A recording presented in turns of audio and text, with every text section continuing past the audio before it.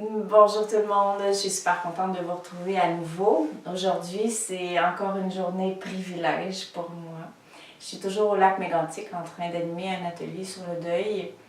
Et Louise, ma belle complice, a téléphoné Germaine pour lui demander si elle était d'accord de faire une entrevue avec nous. Bien sûr, on est dans le cadre des entrevues inspirantes par rapport au deuil ce soir. Alors, dans un premier temps, Germaine, merci vraiment de tout mon cœur d'être là. C'est tellement généreux de ta part. Est-ce que tu pourrais nous raconter ton deuil, hein, ce qui est arrivé, à quel moment, de quelle manière? J'ai perdu ma fille Marie-Noël le 6 juillet 2013 lors de la tragédie ici à Lac-Mégantic. Bon, juste le nommer, ça m'a... En tout cas, ça vient me toucher mon cœur parce que c'est sûr que on apprend à vivre, on apprend à accepter que notre fille n'est plus là, mais est toujours présente. Et puis bon, la peine reste. Oui, la peine reste, mais on est capable de vivre quand même. Fait que c'est sûr que pour moi, c'est un choc, hein? J'imagine. Un choc parce qu'elle aurait 40 ans cette année. D'accord. Donc, elle avait 36 ans au moment d'accident, mais elle aurait eu 40 ans la veille de Noël. D'accord. Alors, c'est ça, c'est de te faire réveiller. C'est mon autre fille qui arrive à 5 h du matin. Maman, il y a le feu est pris dans la ville. On ne trouve plus Marie. Alors, c'est ça, cette image-là me reste tout le temps. Puis les journées qui sont arrivées, mais on passe à travers. Je vais te poser la question que je suis sûre que tous ceux qui écoutent se posent. Comment t'as fait? Premièrement, je pense que ce qui est rassurant, les premières étapes, c'est sûr que c'est difficile parce que, bon, le fait de la tragédie, il y a tout ce qu'il y a autour de ça, les médias, les coronaires, tout ça, puis c'est d'attendre les cendres pour pouvoir faire une cérémonie. Un coup, tout ça est passé, d'organiser la cérémonie aussi, c'est quelque chose de beau.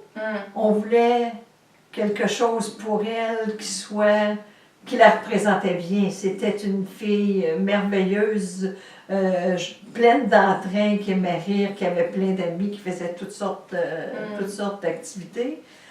Mais après ça, ce qui m'a beaucoup aidée, c'est vraiment l'accompagnement de deuil que j'ai fait avec Louise. Ah oui?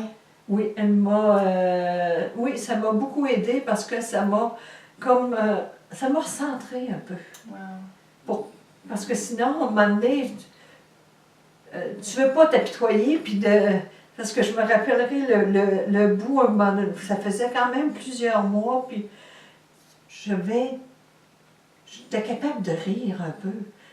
Puis là, de me faire rassurer, de dire, oui, j'ai le droit de rire encore, puis de ne pas me sentir coupable. Puis c'est ça que Louise, des fois, dans ce qu'on faisait comme travail, de pouvoir écrire, puis de nous éveiller à d'autres choses, que la vie continue. Puis oui, la vie est encore belle.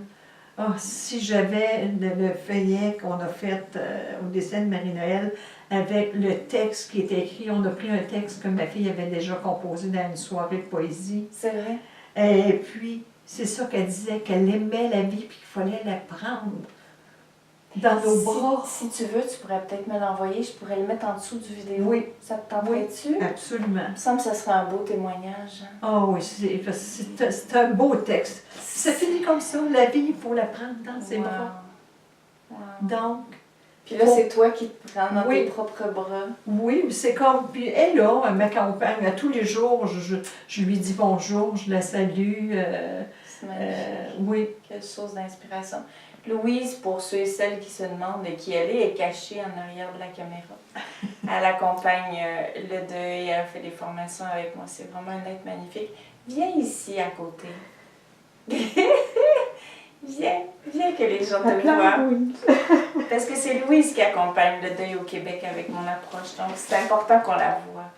C'est un ange. C'est vraiment un ange. Je vous suggère vraiment d'aller trouver ses coordonnées. Je les mettrai. Je les ai déjà mises, mais je les mettrai. Une question. C'est extrêmement touchant tout ce qui se passe. Une question avant de compléter cette courte entrevue, mais très puissante. Comment tu as fait pour vivre ton premier Noël? Parce qu'on est le 26 novembre. Je vais mettre l'entrevue en ligne pour dans les semaines à venir parce que c'est vraiment quelque chose qui n'est pas facile, le premier Noël.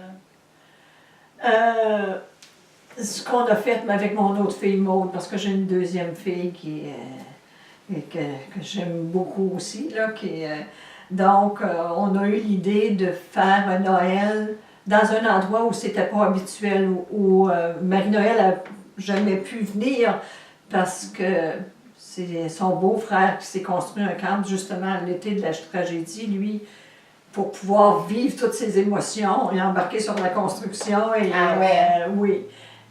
Donc, il y avait on appelle ça un chacamp, c'est un chalet camp, là, mais donc Maude nous a proposé ça, puis on a dit, quelle belle idée. Fait qu'on a pu se réunir là, toute la famille, avec aussi le père de Marie-Noël, qui n'est pas mon conjoint, donc on a réussi à être tous ensemble. Et puis, j'avais apporté des photos de Marie-Noël que j'avais fait agrandir, qui étaient accrochées là, puis on y avait fait une place aussi. On était avec ses enfants, puis il y avait la meilleure amie de ma fille qui était aussi là. Donc, elle était présente avec vous. Elle était présente avec nous, et puis on a été capable d'avoir du plaisir. Puis, ce qui était quand même très beau, c'est d'être capable d'en parler avec ses enfants aussi, parce qu'elle a laissé 2 fils. Et puis quand on se voit, on en parle.